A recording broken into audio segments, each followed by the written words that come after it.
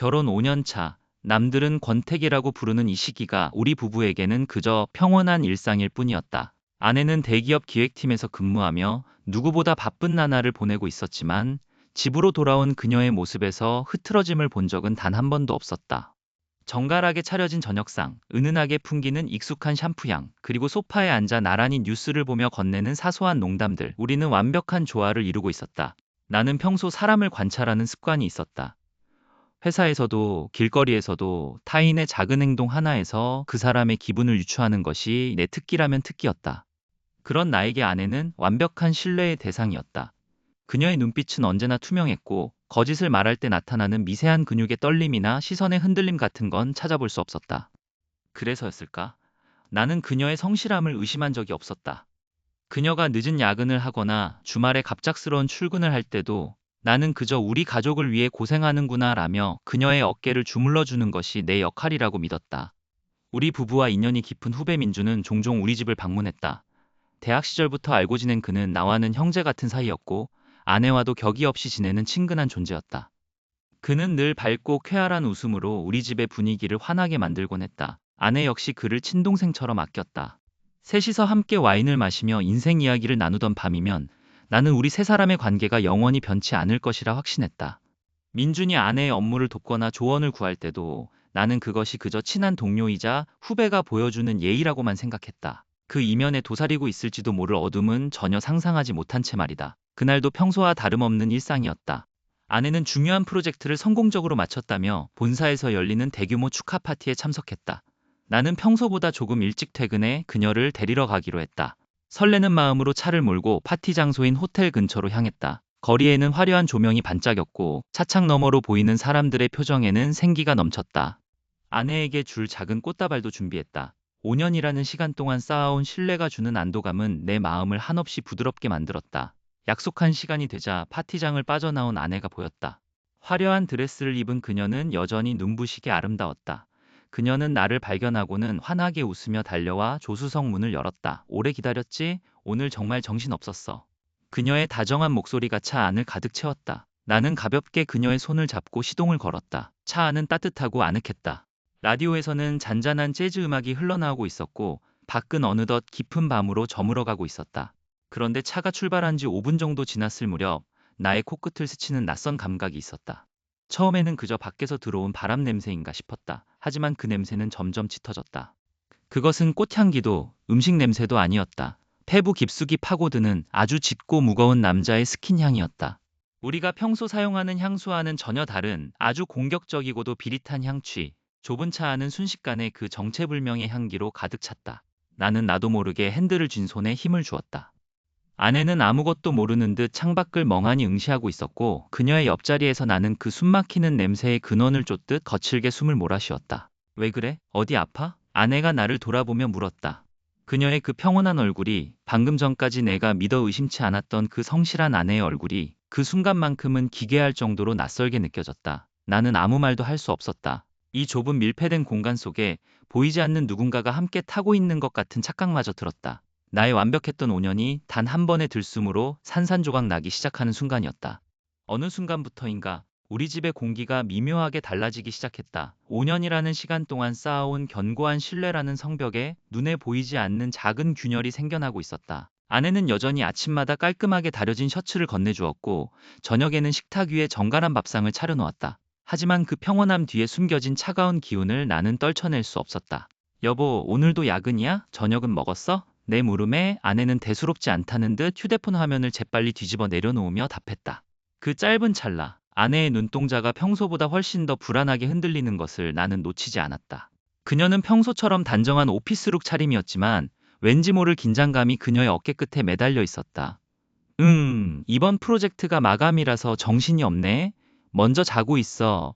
아마 오늘도 늦을 것 같아. 아내는 그렇게 말하고는 서둘러 현관문을 나섰다. 문이 닫히는 소리가 유난히 크게 들렸다. 집안에 홀로 남겨진 나는 거실에 앉아 깊은 한숨을 내쉬었다. 최근 들어 아내의 야근은 눈에 띄게 잦아졌다. 처음엔 그저 회사의 업무 강도가 세진 것이라 믿었다.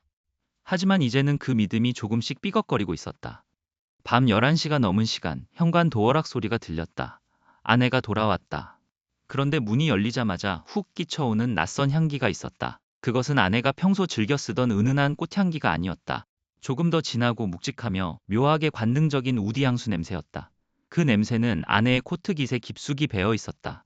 며칠 전부터인가 이 기분 나쁜 향기가 아내가 늦게 돌아오는 밤마다 나를 괴롭혔다. 나는 거실 소파에 앉아 가만히 그녀를 관찰했다. 아내는 집에 들어오자마자 휴대폰을 단 한순간도 손에서 놓지 않았다.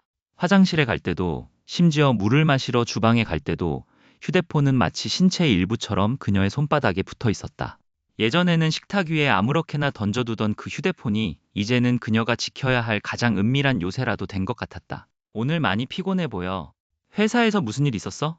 내가 넌지시 물어도 아내는 아니, 그냥 바빴어라는 짧은 대답만 남긴 채 안방으로 들어가 버렸다.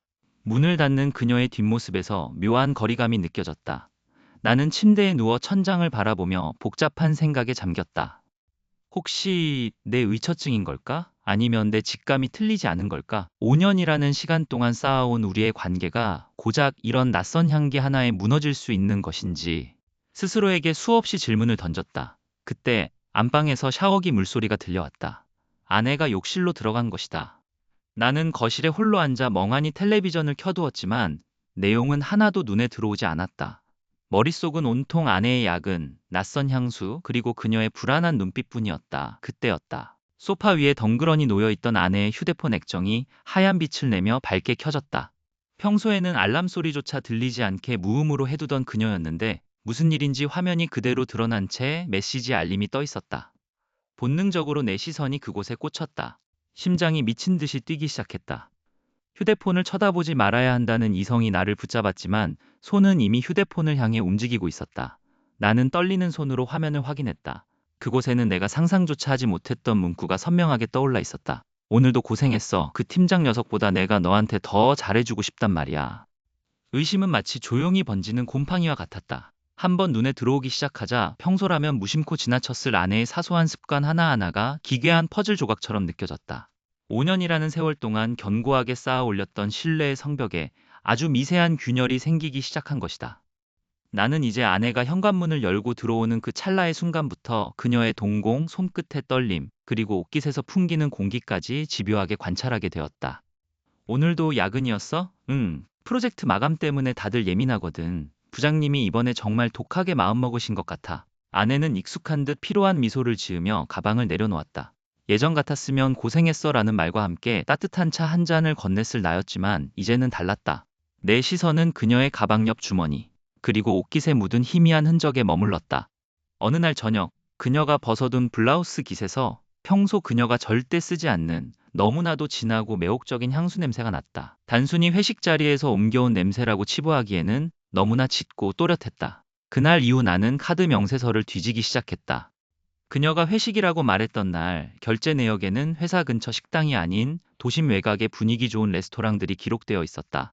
평소 꼼꼼하기로 소문난 아내가 왜 이런 사소한 지출을 간과했을까? 아니면 어차피 내가 확인하지 않을 것이라는 오만함이었을까?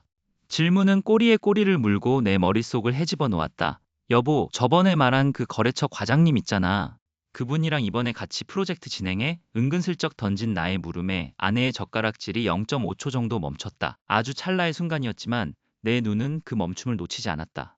그녀는 아무렇지 않게 다시 고기를 집어 입에 넣으며 대답했다. 아, 그 과장님? 응, 며칠 전부터 협업 시작했어. 왜, 갑자기 웬 관심이야? 그녀의 목소리는 지나치게 차분했다. 평소라면 조금 더 자세히 상황을 설명했을 사람이 오늘은 단답형으로 대화를 끊어내려 했다.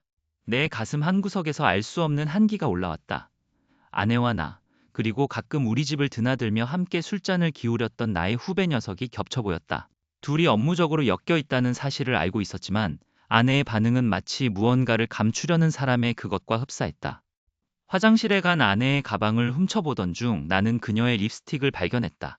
내가 선물했던 차분한 색상이 아닌 도발적일 정도로 붉은색, 평소라면 절대 바르지 않았을 그 색상이 립스틱 끝에 묻어 있었다. 누구를 위해서였을까? 심장이 터질 듯이 뛰기 시작했다. 믿음은 이미 산산조각이 났고 남은 것은 진실을 향한 광기 어린 갈증뿐이었다. 며칠 뒤 아내가 갑작스러운 지방 출장을 가게 되었다며 짐을 챙겨 나갔다. 평소보다 훨씬 들뜬 표정이었고 서두르느라 정신이 없어 보였다. 현관문이 닫히는 소리가 들리자마자 나는 아내가 평소 절대 손대지 못하게 했던 서재의 잠긴 서랍으로 다가갔다. 비상용 열쇠를 꺼내어 떨리는 손으로 자물쇠를 돌렸다. 딸깍 하는 소리와 함께 서랍이 열렸다. 그 안에는 일기장이나 사진 같은 것이 아닌 낯선 브랜드의 작은 검은색 벨벳 상자가 놓여 있었다. 조심스럽게 상자를 열자 차가운 금속 광택을 내뿜는 고급 만년필이 보였다. 묵직하고 비싼, 결코 직장 동료 사이에 주고받을 법한 선물은 아니었다. 그 옆에는 짧은 메모가 적힌 종이 한 장이 놓여 있었다. 오늘 밤 우리만의 시간을 기다리며 아내의 외도를 의심하기 시작한 지 한 달이 넘어가고 있었다. 완벽했던 우리의 5년은 서서히 금이 가기 시작했고 나는 그 틈새로 스며드는 한기를 온몸으로 받아내야 했다. 어젯밤 아내는 평소보다 늦게 귀가했다. 대기업 프로젝트라는 뻔한 변명과 함께 현관문을 열고 들어온 그녀에게서는 다시 한번 낯선 향수 냄새가 옅게 배어 나오고 있었다. 나는 애써 웃으며 그녀의 코트를 받아들었다. 옷장에서 떨어진 건 묵직한 만년필이었다. 평소 물건을 험하게 다루지 않는 아내였기에 바닥에 떨어진 만년필은 묘한 이질감을 주었다. 그녀가 씻으러 들어간 사이 나는 떨리는 손으로 만년필을 집어들었다. 평범한 필기구인 줄 알았던 그것은 정교하게 제작된 비밀 공간을 품고 있었다.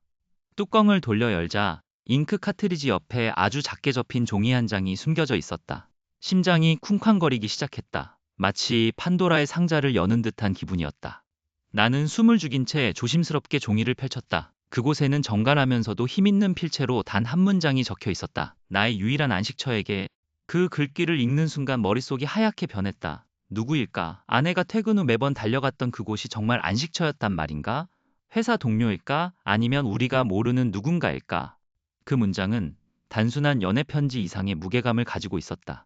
아내는 나에게 항상 다정하고 성실한 아내였지만 그 이면에는 내가 알지 못하는 짙은 어둠이 숨어 있었던 것이다. 나는 종이를 쥔 손에 힘을 주었다. 손끝이 파르르 떨려왔다. 단순히 바람을 피우는 상대가 아니라 아내의 영혼까지 의지하고 있는 누군가라는 생각이 들자 분노보다 먼저 지독한 공포가 밀려왔다. 나는 거실로 나와 소파에 주저앉았다. 집안은 고요했다. 욕실에서 들려오는 물소리만이 이 정적을 깨고 있었다. 나는 다시 한번 종이를 자세히 들여다보았다. 나의 유일한 안식처에게. 대체 누구에게 보내는 고백일까? 그간의 의심들이 하나둘씩 퍼즐 조각처럼 맞춰지기 시작했다.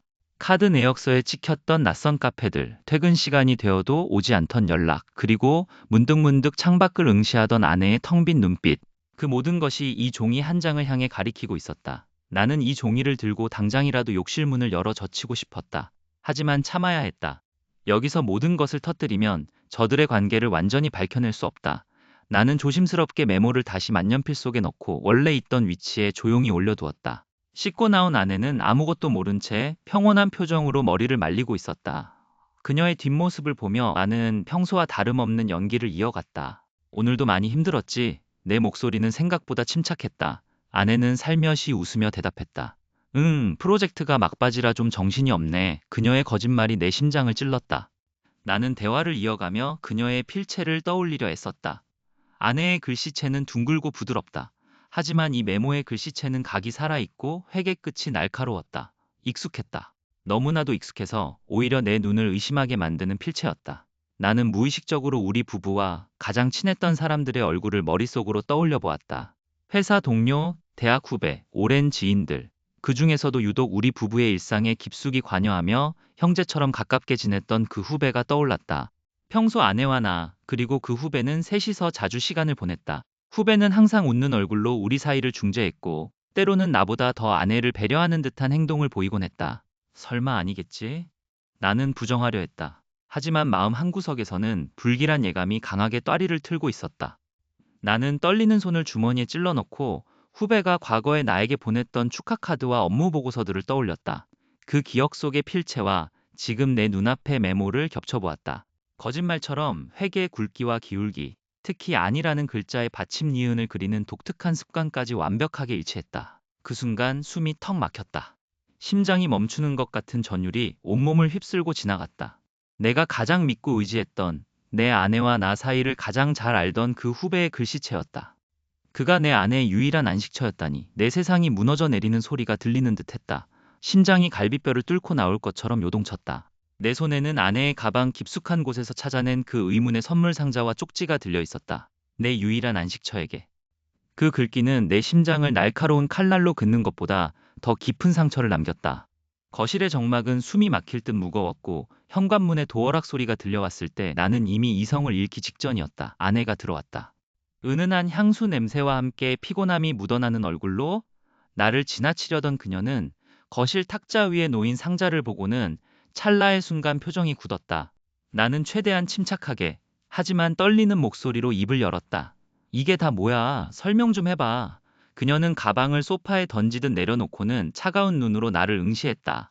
마치 벌레를 보듯 멸시 어린 시선이었다. 당신 지금 뭐 하는 거야? 내 가방을 뒤진 거야? 정말 비겁하고 치졸하네. 가방을 뒤진 게 문제가 아니잖아. 이 상자, 그리고 이 쪽지. 유일한 안식처라니. 이게 대체 누구한테 보내는 건데? 지난 몇 달간 당신이 밤늦게까지 야근한다고 했던 그 시간이 설마 다른 사람과의 미래를 위한 시간이었어? 내 목소리가 높아졌지만 아내는 눈 하나 깜짝하지 않았다. 오히려 기가 막힌다는 듯 헛웃음을 지으며 내게 다가왔다. 그녀의 눈동자에는 슬픔도 당혹감도 없었다. 오직 차가운 경멸만이 가득했다. 안식처? 그래, 당신이 숨막히게 굴 때 내가 기댈 수 있는 그곳이 어디든 그게 뭐가 중요해? 당신은 항상 이런 식이야. 내가 조금만 피곤해 보여도 의심하고 핸드폰을 체크하고 이제는 하다 내 개인적인 물건까지 뒤져? 그건 의심이 아니라 확인이야. 나를 속이고 있는 건 당신이잖아. 결혼 5년 동안 우리가 쌓아온 신뢰가 고작 이런 거였어? 나를 바보로 아는 거야? 바보? 그래, 당신은 정말 바보 같아. 상황 파악도 못하고 혼자서 피해 망상에 빠져서 사람을 옥죄는 거. 정말 질리지도 않아?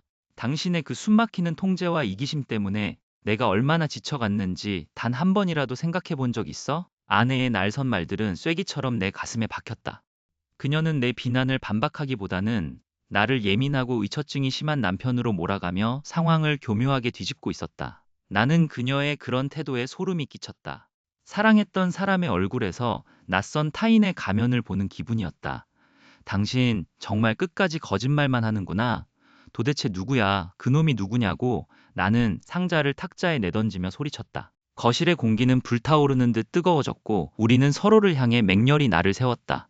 그녀는 코웃음을 치며 나를 지나쳐 방으로 들어가려 했다.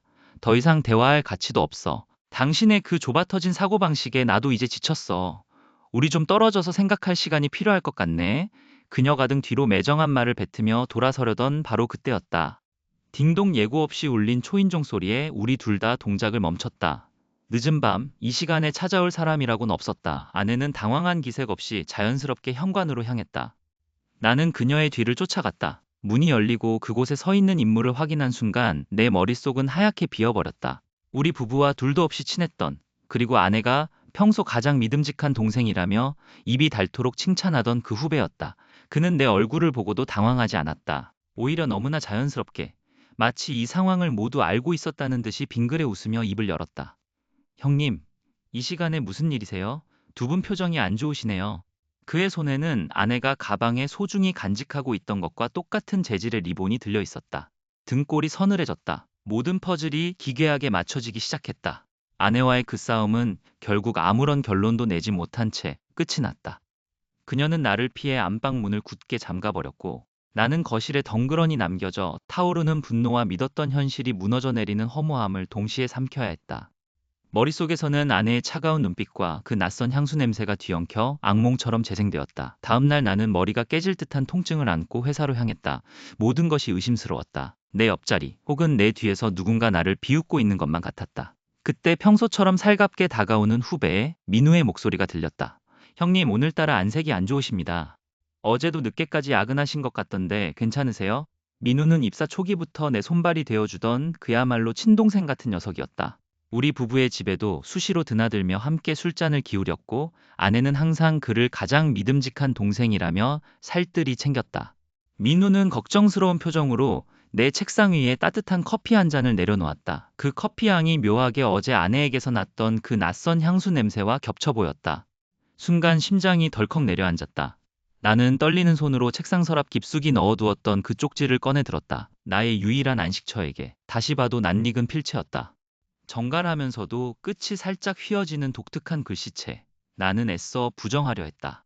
하지만 그 글씨체는 내가 지난 3년 동안 민우에게서 수없이 받아왔던 업무 보고서의 서체와 완벽하게 일치했다. 온몸의 혈액이 차갑게 식어가는 기분이었다. 나는 떨리는 시선을 들어 민우를 쳐다보았다. 녀석은 아무것도 모른다는 듯 세상 가장 순수한 얼굴로 모니터를 응시하고 있었다. 민우야. 내가 낮게 이름을 부르자 그가 고개를 돌려 나를 보았다. 나는 쪽지를 그의 책상 위에 툭 던졌다. 이거 내 글씨 맞지? 잠시 정막이 흘렀다. 민우의 얼굴에서 조금 전까지의 걱정스러운 기색이 순식간에 사라졌다. 그 자리에는 내가 평생 본 적 없는 서늘하고 비릿한 미소가 자리 잡고 있었다. 그는 천천히 쪽지를 집어들더니 소리내어 웃기 시작했다. 그 웃음소리가 마치 내 인생을 비웃는 것처럼 고막을 찔렀다. 형님, 눈치가 너무 좋으신 것도 때로는 독이 될 텐데 말입니다. 그는 의자를 뒤로 밀며 여유롭게 몸을 기댔다. 알고 싶으셨습니까? 형님이 5년 동안 애지중지하며 지켜온 그 가정이 사실은 훨씬 오래전부터 썩어 있었다는 걸 말이죠. 내 가슴이 쿵쾅거렸다. 분노를 넘어선 공포가 밀려왔다. 민우는 주머니에서 자신의 핸드폰을 꺼내 테이블 위에 올렸다. 액정 화면에는 아내와 함께 찍은 하지만 형수와 도련님 사이의 것이라고는 도저히 볼 수 없는 다정한 사진들이 슬라이드처럼 넘어가고 있었다. 형님은 아셨나요? 그 여자 사실 아주 오래전부터 형님과의 정리를 준비해 왔습니다. 형님이 회사에서 뼈 빠지게 일하는 동안 우리는 형님 몰래 차곡차곡 재산을 빼돌리고 있었죠. 지금 형님 명의로 된 대출들, 사실 다 그 여자랑 내가 굴린 돈을 메꾸느라 만들어진 거라는 거 아십니까? 그는 나를 똑바로 응시하며 승자의 미소를 지었다. 이미 늦었습니다, 형님. 내일이면 형님은 빈털터리로 길바닥에 나앉게 될 겁니다. 이혼 서류는 이미 법원에 제출됐으니까요. 세상이 무너지는 소리가 들렸다. 나는 아무 말도 할 수 없었다. 그저 내가 믿었던 동생이, 내가 사랑했던 아내가 내 인생을 통째로 갉아먹고 있었다는 사실 앞에 넋을 잃고 서 있을 뿐이었다. 민우는 의자를 박차고 일어나 내 귓가에 다가와 속삭였다. 나머지는 집에 가서 확인해 보시죠. 당신이 그토록 사랑했던 안식처가 이제 누구의 집이 될지. 배신은 단순히 사람을 속이는 행위가 아니었다. 그것은 내가 쌓아올린 5년이라는 세월을 모래성처럼 허물어뜨리고 그 잔해 위에 자신들의 더러운 안식처를 세우려는 치밀한 파괴 작업이었다. 후배 녀석과 아내, 그 둘의 관계를 알게 된 순간 세상이 뒤집히는 듯한 충격은 곧 차가운 현실 인식으로 바뀌었다. 그리고 그들은 예상보다 훨씬 더 빠르고 잔인하게 나를 벼랑 끝으로 몰아넣기 시작했다. 어느 날 아침부터였다. 평소 친하게 지내던 직장 동료들과 지인들에게서 묘한 연락들이 오기 시작한 것은 주 대리, 요즘 가정 내에서 좀 힘든 일이 있어? 혹은 사람이 그렇게 안 봤는데 아내한테 폭언을 일삼는다는 게 사실이야? 같은 말도 안 되는 질문들이 쏟아졌다. 처음에는 무슨 소리인가 싶어 대꾸할 가치조차 느끼지 못했지만 그 소문은 걷잡을 수 없이 퍼져나갔다. 나를 의처증 환자이자 가정폭력을 일삼는 남편으로 둔갑시키는 작업은 그들의 완벽한 합작품이었다. 아내는 지인들 앞에서 눈물을 글썽이며 내가 최근 극심한 스트레스로 인해 난폭해졌고 의심이 너무 심해져 숨을 쉴 수 없다는 식의 연기를 펼치고 있었다. 그 옆에서 후배는 마치 나를 위로하는 척하며 교묘하게 소문을 부풀렸다. 형, 원래 좀 예민하신 분이긴 했지만 요즘은 도가 지나치신 것 같아요. 우리 누나, 아니 형수님이 정말 불쌍해서 못 보겠어요. 그들의 연기는 치밀했다. 주변 사람들은 이미 나를 잠재적 범죄자 취급하고 있었고 내가 아무리 결백을 주장해도 그들에게 나는 이미 피해자 아내를 괴롭히는 가해자일 뿐이었다. 고립되었다. 누구에게 내 편이 되어달라고 말할 수조차 없는 완벽한 고립 상태였다. 그들은 마침내 본색을 드러냈다. 퇴근길 텅 빈 거실에 앉아있던 나에게 아내는 서류 한 장을 툭 던졌다. 이혼 합의서였다. 위자료는커녕 내가 지난 5년간 모은 모든 재산을 포기하고 심지어 결혼 전부터 내가 소유하고 있던 아파트마저 자신들의 명의로 넘기라는 말도 안 되는 조항들이 적혀 있었다. 서명에 당신이 지금까지 우리 사이를 망쳐놓은 거, 이 정도면 적절한 대가라고 생각하니까 아내의 눈빛에는 그 어떤 죄책감도 없었다. 그저 빨리 이 상황을 정리하고 싶어하는 조급함만이 서려 있었다. 후배는 내 옆에 서서 팔짱을 낀 채 승리자의 미소를 지으며 나를 비웃고 있었다. 그 비열한 웃음을 보는 순간 심장이 타들어가는 듯한 분노가 치밀어 올랐다. 나는 떨리는 손으로 서류를 집어들었다. 그런데 서류 뭉치 사이에서 툭 떨어진 사진 몇 장이 내 시선을 사로잡았다. 사진 속에는 내가 하지도 않은 폭력을 휘두르는 상황이 정교하게 조작되어 있었다. 심지어 나를 사회적으로 매장할 수 있는 허위 자료들과 함께 최근 내가 업무상 비밀 유지 서약을 했던 내부 프로젝트 파일들이 은밀하게 담겨 있었다. 그들은 단순히 나를 내쫓으려는 것이 아니었다. 나를 완벽하게 파멸시키고 내 인생의 모든 공적과 사적인 기록들까지 털어갈 생각이었다. 이게 다 뭐야? 나의 떨리는 물음에 후배가 낮게 깔린 목소리로 대답했다. 형, 이거 사인 안 하면 내일 당장 회사 게시판에 이 사진들이랑 자료들이 올라갈 거야. 그동안 쌓아온 평판, 커리어 전부 다 날아가고 싶어? 선택해. 이혼 서류에 도장 찍고 깨끗하게 사라질지 아니면 이 자료들 때문에 인생 자체가 송두리째 끝장날지 그들은 내 인생을 담보로 협박을 시작했다. 나는 그들의 소나기에서 벗어나기 위해 무엇을 할 수 있을까? 이 덫을 어떻게 빠져나가야 하는 걸까? 내 머릿속이 하얗게 타들어가고 있었다. 거실의 공기는 숨이 막힐 정도로 무겁게 가라앉아 있었다. 퇴근 후 예고 없이 집에 들이닥친 나를 보며 아내와 후배는 처음엔 당황한 기색이 역력했지만 이내 곧 태어나게 상황을 모면하려는 듯 차가운 미소를 지었다. 특히 후배 녀석은 여전히 자신이 피해자인 양 나를 안쓰럽게 바라보는 그 가증스러운 표정을 짓고 있었다. 나는 묵묵히 소파에 앉아 가방에서 녹음기와 두툼한 사진 뭉치를 꺼냈다. 테이블 위에 그것들을 툭 소리나게 내려놓자 두 사람의 시선이 동시에 그곳에 꽂혔다. 이게 다 뭐야? 지금 뭐 하자는 거야 정말? 아내가 날카롭게 쏘아붙였다. 그녀의 목소리에는 이제 숨길 수 없는 짜증이 섞여 있었다. 나는 대답 대신 녹음기의 재생 버튼을 눌렀다. 스피커를 통해 흘러나오는 소리는 너무나 명확했다. 호텔 로비에서 그들이 나누던 미러, 그리고 나의 가정을 어떻게 파괴하고 재산을 어떻게 빼돌릴지 모의하던 그 추악한 대화들이 방 안을 가득 채웠다. 아내의 얼굴이 순식간에 하얗게 질려갔다. 옆에 있던 후배의 손끝이 미세하게 떨리는 것이 보였다. 그는 애써 태어난 척하며 내게 다가오려 했지만 내가 미리 준비해둔 사진들을 하나씩 넘기자 그는 얼어붙고 말았다. 사진 속에는 그들이 공원에서, 자동차 안에서, 그리고 우리가 함께 살던 이 집 현관 앞에서 나누던 미래들이 고스란히 담겨 있었다. 내가 당신들의 뒤를 밟으며 느꼈던 그 모멸감과 배신감은 이제 차가운 증거가 되어 그들의 목을 조르고 있었다. 성실한 아내, 그리고 믿음직한 후배. 나 혼자만 바보였던 거지? 내 질문에 두 사람은 아무 말도 하지 못했다. 그들의 침묵은 공포와 수치심으로 가득했다. 지금까지 쌓아올렸던 그들의 도덕적인 가면이 바닥으로 추락해 산산조각 나는 소리가 들리는 듯했다. 나는 더욱 차갑게 몰아붙였다. 내가 멍청해서 모른 척했던 게 아니야. 너희들의 밑바닥이 어디까지인지 확인하고 싶었을 뿐이지. 후배 녀석은 이제 비굴하게 변명이라도 하려는 듯 입을 뗐지만 이미 늦었다. 나는 그가 나를 이용해 회사에서 어떻게 승진하려 했는지 그리고 아내와 함께 나를 정신병자로 몰아가려던 계획까지 전부 알고 있다고 선언했다. 그때 아내가 무너져 내렸다. 그녀는 바닥에 주저앉아 엉엉 울기 시작하며 내 바짓가랑이를 붙잡았다. 여보, 내가 잘못했어. 그건 다 제가 시켜서 그런 거야. 나를 용서해줘. 제발. 비굴할 정도로 처절하게 매달리는 아내의 모습을 내려다보는데 등 뒤에 서 있던 후배의 얼굴이 시야에 들어왔다. 방금까지 당황해하던 그의 표정은 온데간데 없었다. 그는 아내가 바닥을 기며 애원하는 모습을 내려다보며 인간이라고는 믿기지 않을 만큼 잔혹하고 도끼 어린 눈빛으로 나를 쏘아보고 있었다. 그 눈빛에는 아내에 대한 연민이나 미안함은 조금도 없었다. 오직 상황을 역전시키기 위해 다음 수를 계산하는 뱀 같은 차가움만이 서려 있었다. 그의 입가에 비릿한 미소가 번졌다. 그것은 더 큰 파국이 다가오고 있다는 신호였다. 거실의 공기는 무겁게 가라앉아 있었다. 방금 전까지 터져나오던 비명과 변명은 잦아들고 오직 거친 숨소리만이 벽을 타고 울렸다. 나는 손에 든 태블릿을 테이블 위로 툭 던졌다. 화면 속에는 두 사람이 호텔 로비에서 서로의 어깨를 감싸쥐고 웃고 있는 모습, 그리고 그동안 그들이 주고받은 추악한 메시지들이 고스란히 박제되어 있었다.